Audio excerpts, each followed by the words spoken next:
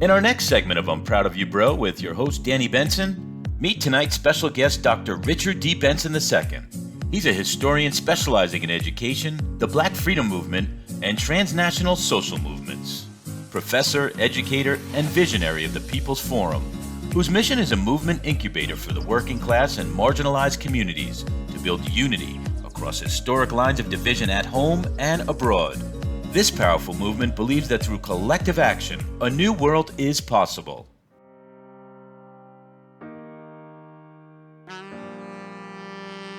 Just when America has reached her breaking point with division, visionary influencer Danni Benson's I'm Proud of You Cis Bro movement taps into the pulse and heartbeat of a culture radically torn. But this loving mom's voice of reason and calm has received national recognition. As part of the Chapters Network, Benson brings a weekly show aired worldwide on YouTube and Facebook, and her message is creating positive change. That's Wednesday at 6 p.m. on YouTube and Facebook. And don't forget to hit that subscribe button. And please welcome today's special guest, Dr. Richard Benson II. Hi, thank you for joining us. This is Danni Benson, host of I'm Proud of You, Sis. I hope everyone's having a brilliant day today and enjoying the summer. I have a very special guest. His name is Dr. Rich Benson II. He is an associate professor at Spelman College.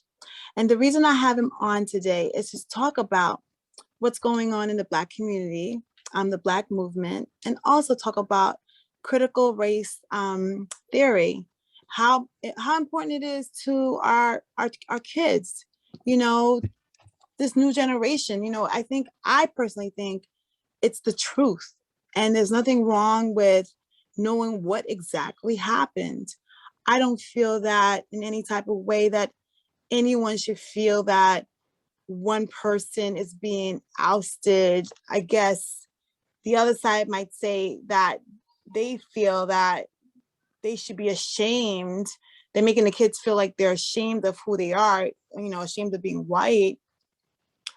But I feel personally that if this is part of the history that you created, you should be accountable for it and you should learn from it so it won't be repeated in the future. So I have Dr. Benson here to discuss many of various topics today. So please join me in welcoming Dr. Benson, number two to the show. Hi, Dr. Benson. How are you? I'm good. How you doing, Danni? I'm good. I touched a lot of topics. So what do you want to discuss? There's so much to discuss right now. So what do you think is the first thing that you would want to talk about? As of late, I think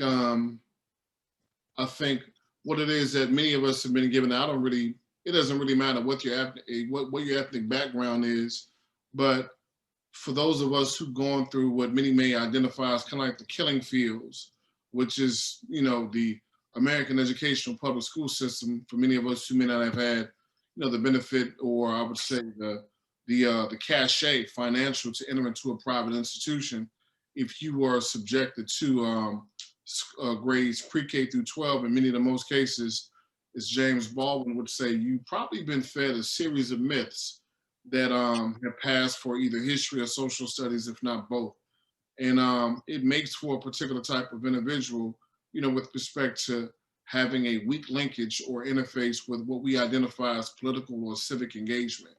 And as of late, I think in the news, one of the hot topics is the amount of corpses, the grave sites that are emerging around First Nation individuals in these boarding schools. So persons who are identifying as being, the descendants of individuals who are survivors of the boarding schools for First Nation individuals and peoples who were literally forced, into these spaces in Canada, in addition to the US, to ensure that you would have this elimination of cultural, and I would say in this particular case, due to First Nation persons, tribal practice, whether it's, with respect to how it is that they envision, connections to the ancestors, worshiping, their creator, engaging within their cosmological or their cosmology and their practices, and for the most part, being able to reinsure certain aspects of their history, their genealogy, their lineage, and most important,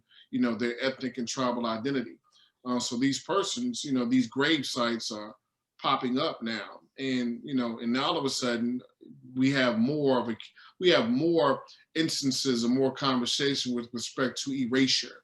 So why isn't that this information is being suppressed, and why is it that we're having a continuation around what it is that we identify as intellectual and cultural genocide that's taking place with respect to all persons who are not identified as white or within the construct of being white.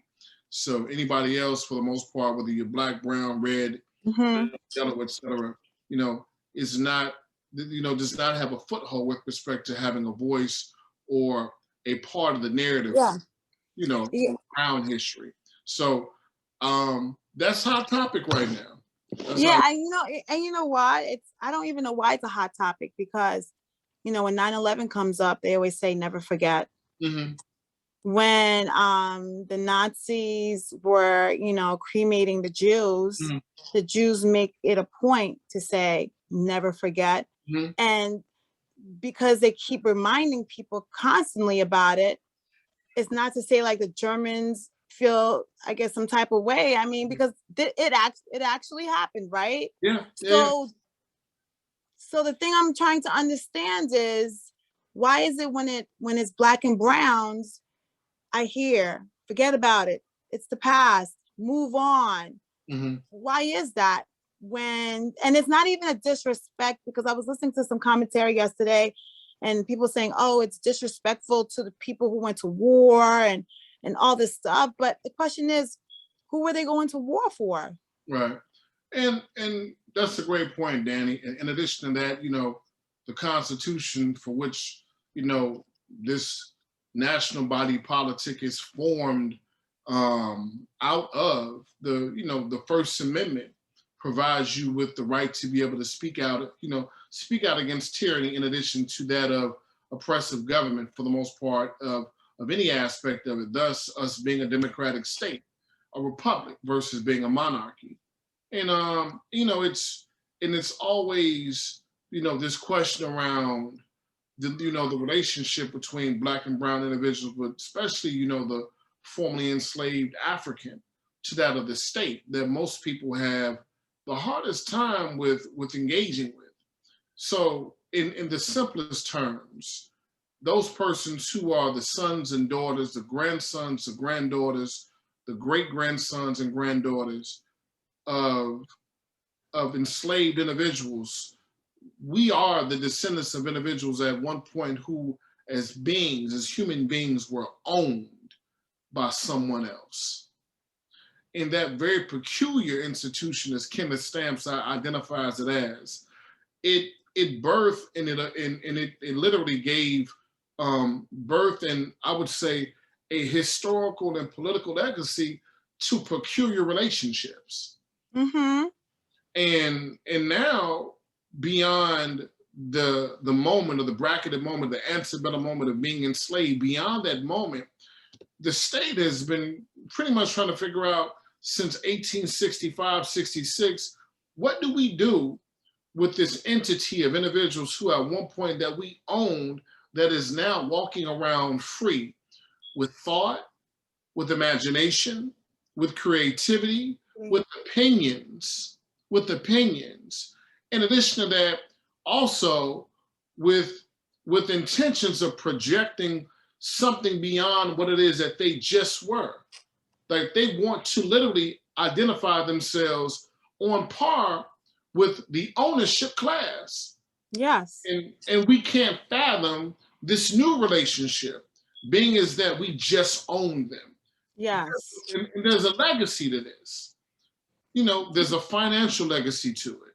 There's a educational legacy. But every single the Asians was given reparations, even the Jews, when it had nothing to do with us, it was on another soil. They received reparations from us. So every single race that was indoctrinized received reparations.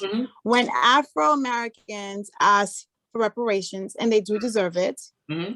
it's always like, no, we can't do it. So it goes to the lines of, here we go again, Black and browns are not being respected or valued enough to feel that they should be recuperated all of the suffering that they have been through. Which at this point, which at this point, based on the calculations, and I didn't, and I wish I knew we would actually were going to talk about this. I would have been able to bring you or send you the documentation, whatever. But they had already been produced. We're talking trillions of dollars. Each trillions of dollars, like as a whole, that is owned. Because like once you factor in interest, yes, in addition to the inflation rate and the amount of money that was accumulated over time, because we're not talking about just the exchange of work for, or the lack of compensation, for the exchange of work that was committed over 200 and about 46 or 60 years or something like that. We're not talking about simply that. You have to account for every last commercial and commodified entity that is engaged within the market of free enterprise who benefited from the enslavement process. Yes. We're talking. Yes, because the country, universities, banking, shipping, commerce, railroads, the carceral industrial complex because of debt peonage, and what we identify as convict leasing. I mean, there were so many national benefits to the enslavement of individuals who never got paid for that amount of time. So you get to keep all the proceeds. You're not paying anybody. And what nobody really wants to hear with respect to this is that this was not a local phenomenon. This is global. This is global. Yes, plantations were, on the African continent just as well as they were in Mississippi. So wow. I mean, this is a global enterprise. So it wouldn't just be the state of the US that would owe. We're talking about a global contingent, a cabal of individuals who benefited from it. Like, for example, I'm sure you've probably been to the British Museum, or you've probably been to the Louvre, or something like that, or whatever. Like when you go in, to these spaces, you look at the art, you look at the artifacts, whatever. Essentially, you're looking at the shit that someone actually stole from the space that you were in and brought it back to their home space and place it, for the purposes of public consumption. They call it a museum. So we're not just talking about just one national or hegemonic entity. We're talking about a global interface with respect to something that was able to generate billions upon trillions of dollars. So, okay. If this is going to be billions of trillions of dollars, they need to find a way to compensate it another way if they're not willing to do and release trillions of dollars. Maybe free education for any child that was a descendant of slaves, like whatever university they go to. It has to be something where it would help the future prosper. They cannot remain to keep saying, we're not going to give you anything, and wonder why these people are in the situation that they're in. Their ancestors worked for free. There was no generational wealth. There was no money that was being passed down from one person to the other. While the people were benefiting, didn't have to pay. They had free labor. And now they're like the Rockefellers. They're billionaires, a bunch of billionaires. You didn't have to pay for anything. So it's like when I hear like the politics of, oh, they're on welfare, they don't want to work hard, they're lazy. It's like, come on. They were robbed of generational wealth that you were able to use for yourself so you can get in a position where you are right now. I mean, if you start with nothing and you keep getting nothing, what do you get? Nothing. I mean, am I correct in what I'm saying? I mean, do you agree? I haven't found any error in your position. I mean, so I do not understand. Are we dumb? I mean, it's like, I don't understand. No, and the reparations argument goes back to Martin Delaney. It goes back to Garvey. It goes back, to the intellectual jousting of Du Bois. I mean, it's very, very old. We've spoken in many occasions with respect to having, dual and many times triple identities with respect to being so-called citizenry, in addition to being second-class individuals who are still treated like we're soulless individuals. But at the end of the day, I think the major question that must be asked is, does, from a national perspective, is there an honest and genuine intent to ensure that you are maintaining the holistic membership of your democratic state? I repeat that. Are you in practice, and are you intentional to ensure that you are going to protect and then also, like literally maintain the, all of the membership, the total membership, the holistic membership of your democratic state? So what do you mean by that? So the audience can understand. What do you mean by when you say that? Globally, when you think of American, do you think of someone who looks like myself? Do you think of the African American? Do you think of the individuals who identified as Black within the nation as being American as well? Or do you think of, that demographic or a Latinx demographic of the individuals who are born fourth, fifth generation, who are, Chinese, who are Korean, Guatemalan? Do you think of us as being, by default individuals who just so happen to be here, but not alongside with equal footing of individuals who are identified of European descent? So if you are engaging in a holistic practice to ensure the maintenance of all of the membership of your national state or your national democratic state, then questions around repair, questions around truth and reconciliation to what happened to, the formerly enslaved individuals, like these questions would never be second guessed. They will be put into practice if you so choose to ensure the maintenance of all of the demographic, all of the membership of your national state. But that's been the major question since manumission, since freedom. Are we truly being treated as citizens? And if not, why not? And if we're not going to receive this treatment, what are the alternatives that we should engage in globally, in addition to domestically, to ensure, that we are able to have extended, all, when I say all, I mean all of the, the fair treatments around justice, freedom, and equality, as human beings, literally for our human rights, not just American citizenry, civil rights, but general human rights. Human rights. Yeah. I mean, so how should whites like feel or respond to what you're saying? Well, I mean, I think one of the basic things that all of those who identify as citizens, who identify as being citizens, in addition to who are literally qualifiable, for the citizenry, we should all want an aerial perspective, an aerial historical perspective as to how we got here.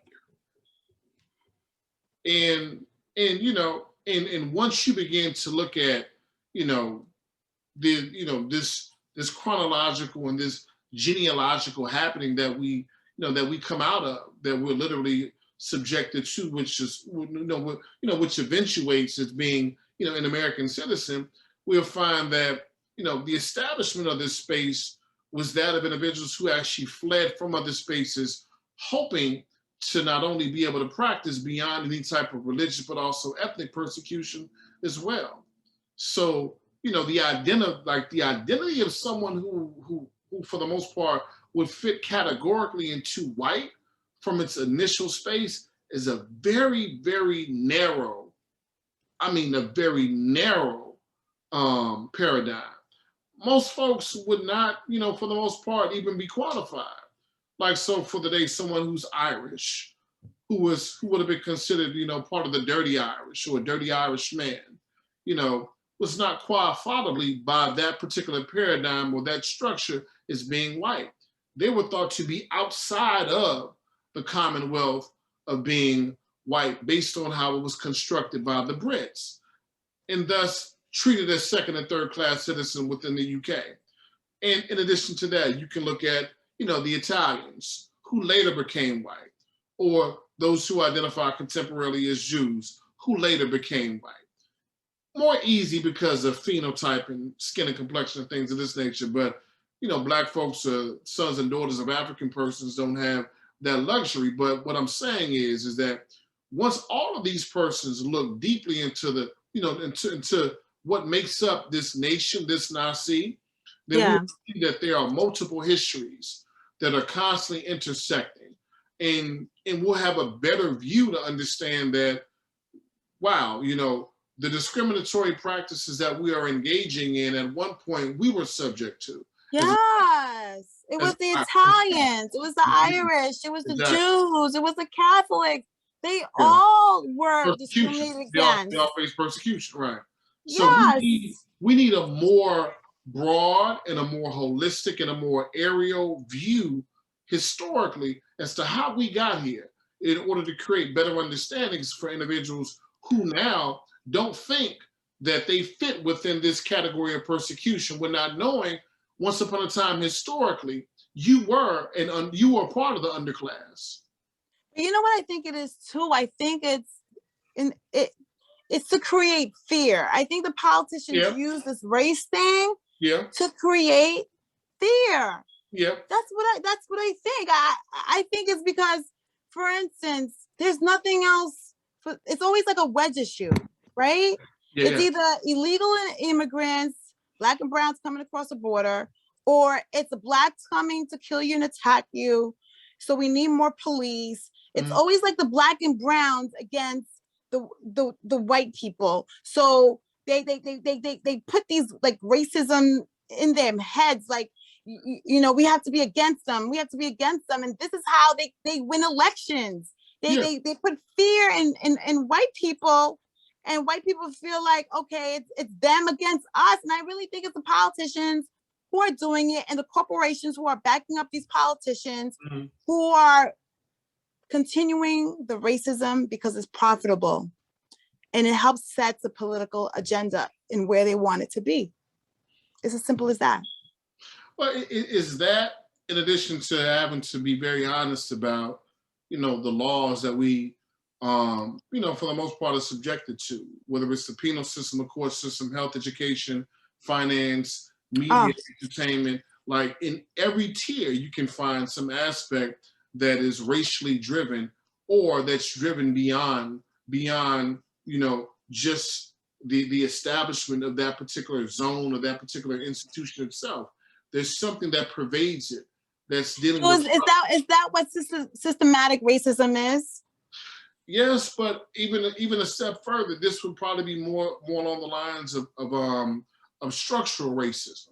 That means it's embedded within the law. It's embedded. For example, like I'm in Atlanta, and for the past couple of days, just running around, being able to get out the house and go out and get a bite to eat and things of this nature. There's a street, well, there are a few streets actually, but one in particular I'm thinking of. If you are in a certain section south heading north, it'll be identified as Moreland.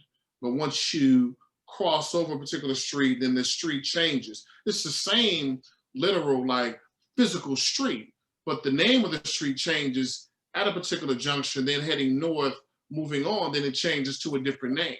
Well, that's intentional, because once upon a time, like, white folks did not want to live on the same street as Black folks in the same city. So it's like at this particular street, it's like a divisible line, Yeah, which we would identify as some aspect of a restrictive covenant, that's imbued within the law. So the street itself is a marker, not even on the other side of the tracks. It's just the street at this particular site is going to change because we don't want to live on the same street as you. So, whatever, or we could talk about medical practices, with respect to how it is that this very young system of medicine that's conjured, within the Western Hemisphere comes about, through most part, poor women, Black women, especially enslaved individuals and Black men, for the purposes of being able to experiment and practice to ensure that you would be able to have a control group in addition to an experimental group, through what it is that we identify contemporarily as medicine in a westernized sense. So I mean, it's embedded in every sector.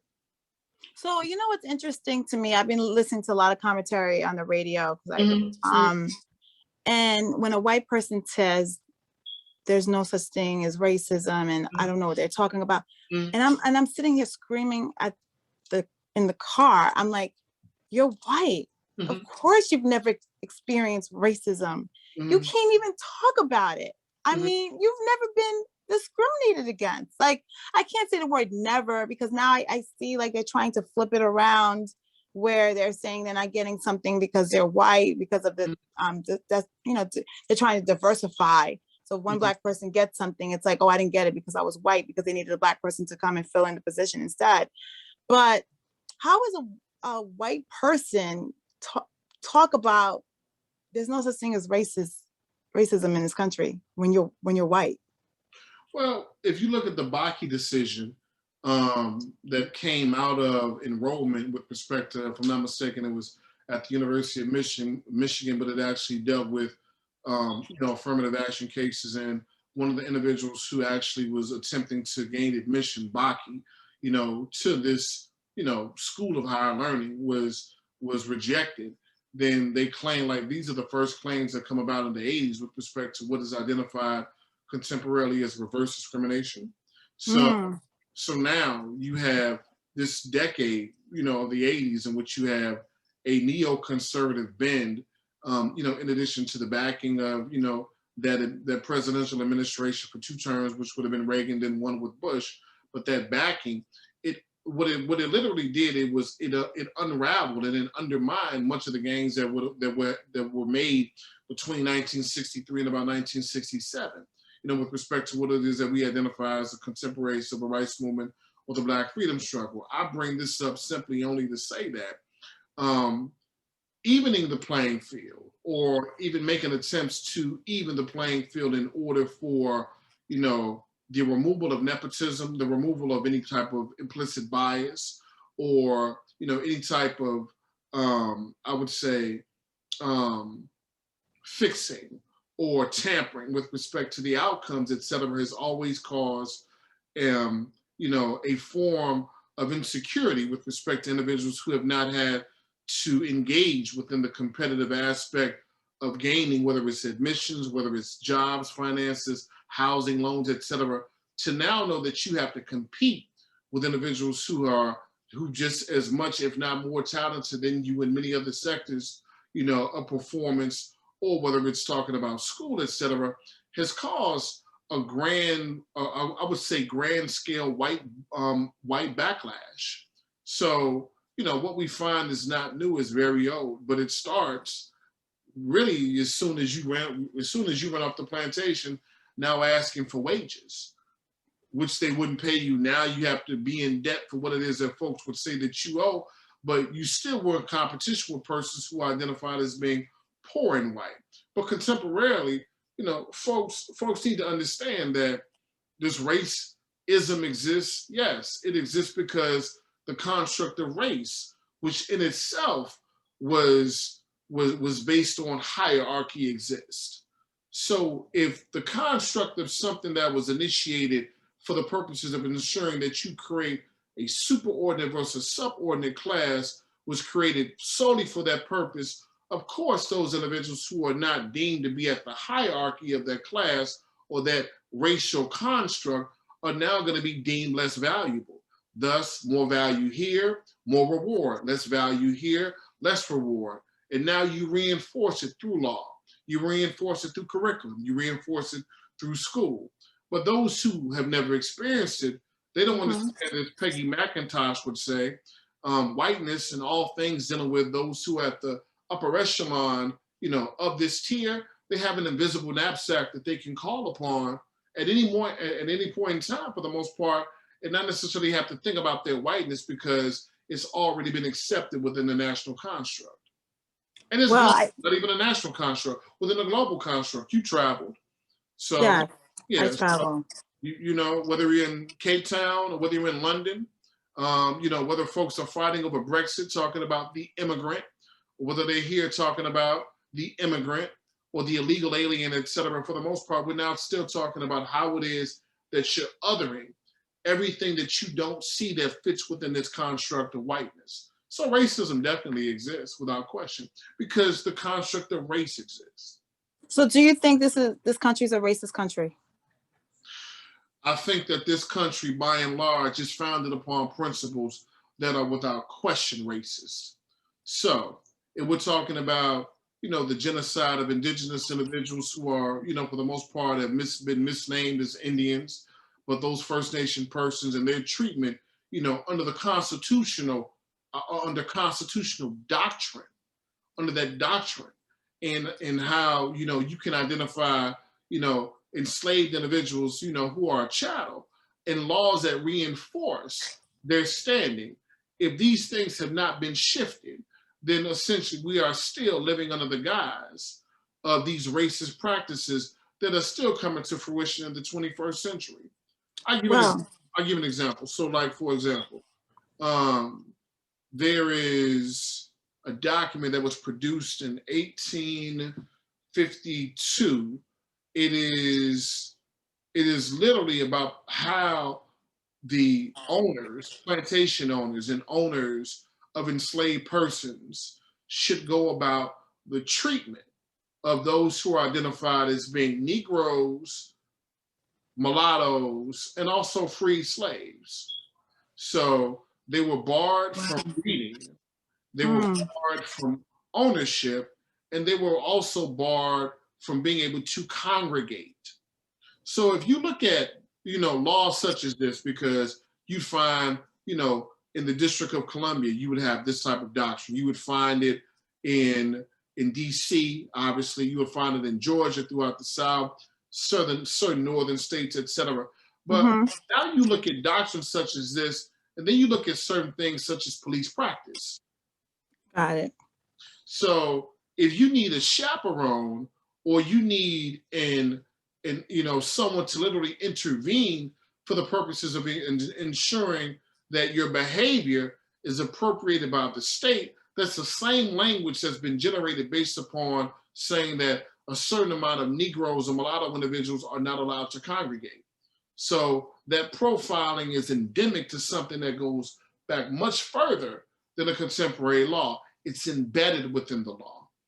You know, well, and the thing is, again, if there was never an interruption to these very racist laws, I mean, again, think about it. That peonage that we identify as sharecropping existed in the South all the way up to damn near 1980. That was wow. Wow. Talking about race-based law and practices that's now being reinforced through institutions, whether it's Denny's or whether it's the police department. We're still talking about the engagement or non-engagement of persons for being one color versus another color. So, so that within itself is endemic to the nation. So we still suffer from it nationally. Well, Dr. Benson, I think we have to have a part 2 in this conversation because you have schooled me. I'm just having fun running my mouth. So no, I've learned so much from you to the point that I could go out and have a conversation with people and school them. That's what we're here for, to pay it forward. Yeah, because a lot of people don't really understand, and you really broke it down so beautifully that no one of any race can sit there and not understand what we are going through as a people, Black and Browns, and because you have explained it in a place where it's not even arguably not deniable that this country was brought on racist ideas, and it still continues today. Danny, can I just say one thing in closing to the audience? Because I never want to close out in such a way where people actually feel that for the conditions of the situations that we exist in, that there's no hope. Because if that was the case, I wouldn't be able to get up in the morning. But I always want to tell, I don't care who the listeners are. There's hope. Black, brown, white. there's hope to change the conditions, but you have to be proactive and intentional. And what I always tell, listeners for whatever talk that I'm giving, whether it's parents, young people, both, school communities, you have to dedicate yourself to learning something that you didn't know about another individual before coming into contact with them. So right now, like I said, hot and button topic is talking about, these graves of dead young people, that were First Nation persons who were, literally, they were bound to these boarding schools. Learn about First Nations people beyond, festivals and foods and, in particular holidays. Like, learn about, that very complicated, sordid, but also uncomfortable history. Pick up books, like go to the library, take your young people, to spaces and learn about, something other than what's going to be comfortable about learning about, which is in many cases just yourself. So that's what I really want to impress upon. Please go read. Please go. Yes, please. Please go read. Please go find the knowledge yourself. Yes. And even if you don't want to read, you could do it through an audiobook. You can just listen. I tell kids that all the time. You have the headphones in your ear. You don't want to read a book like physically with your eyes. You can use your ears and still read the book at the same time. Yep. So Dr. Benson, thank you so much for joining. I'm proud of you, bro. Thank you. Thank you, Danny. Amazing. Amazing. I cannot wait for the world to know who you are. I'm bringing your cigars because you have brought light to so many topics that you have answered so many questions for me, and hopefully you've answered a lot of questions to the audience. So thank you so much. And hopefully you will be back for part 2, because I know people will be interested to know more about what you think about a lot of things going on in our country today. So thank you so much for joining us. Thank you for having me. I am honored. Thank you very much, and have a blessed night. Thank you.